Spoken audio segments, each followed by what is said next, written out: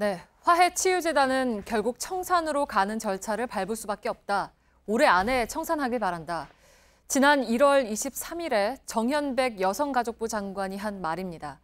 팩트체크팀은 정부가 말했던 청산 절차가 실제로 이루어지고 있는지, 또 일본이 낸 10억엔은 어떤 상태인지를 확인했습니다. 오대영 기자, 해산이 지금 진행이 되고 있습니까? 그렇지 않습니다. 정현백 장관의 발언으로 직접 확인해 보시죠. 네. 어떻게 올해 안에 재단이 해산될 수 있도록 하시겠습니까? 장관님. 3명인데 3명으로는 재단과 관련된 중요한 결정을 할 수가 없습니다. 그래서 제가 그것과 관련해서도 여러 방면에서 법적으로 검토를 하고 있습니다. 네, 그러니까 재단의 이사가 3명뿐이라서 해산을 결정할 수가 없다라는 거죠? 네, 그 발언 자체는 맞습니다. 재단의 정관을 확인해 봤습니다. 해산은 이사회가 결정을 하는데 이사회는 최소 5명의 이사가 있어야 구성이 됩니다. 문제는 총 11명 중에서 8명이 퇴임을 해서 현재 3명밖에 없습니다. 이사회를 아예 열 수가 없습니다.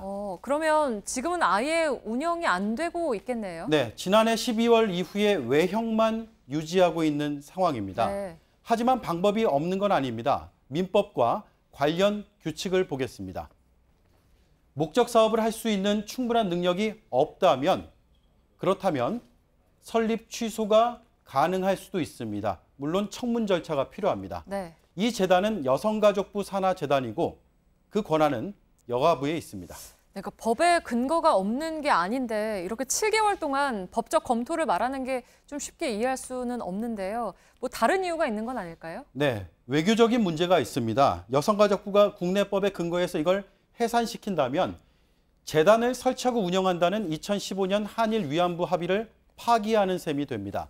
정부가 파기 선언 또는 재협상을 하지 않는 한 양국의 기존 합의는 유지되게 됩니다.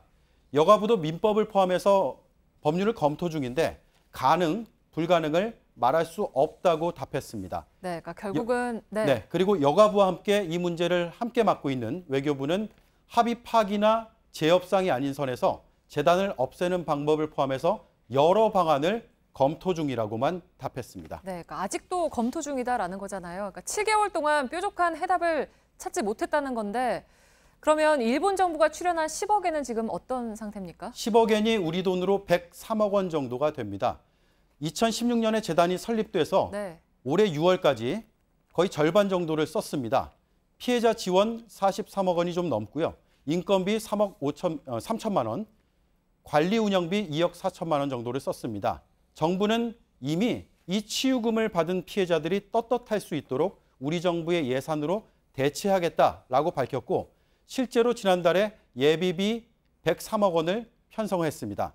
하지만 이 돈을 일본의 동의가 없으면 집행할 수가 없습니다. 동의가 있어야 하는 거군요. 그러니까 일본한테 10억엔을 그냥 다 주고 우리 돈으로 쓰면 되는 건 아닙니까?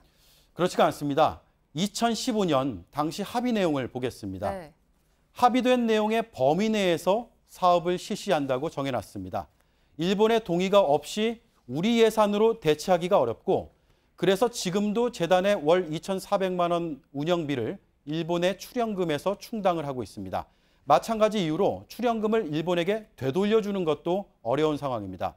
이런 구조는 2015년 합의로 굳어졌고 결국 파기나 재협상, 그게 아니면 일본의 동의를 얻어서 해결할 수밖에 없습니다. 그런데 일본은 1mm도 움직이지 않겠다, 이런 입장을 고수하고 있습니다. 네, 팩트체크 오대영 기자였습니다.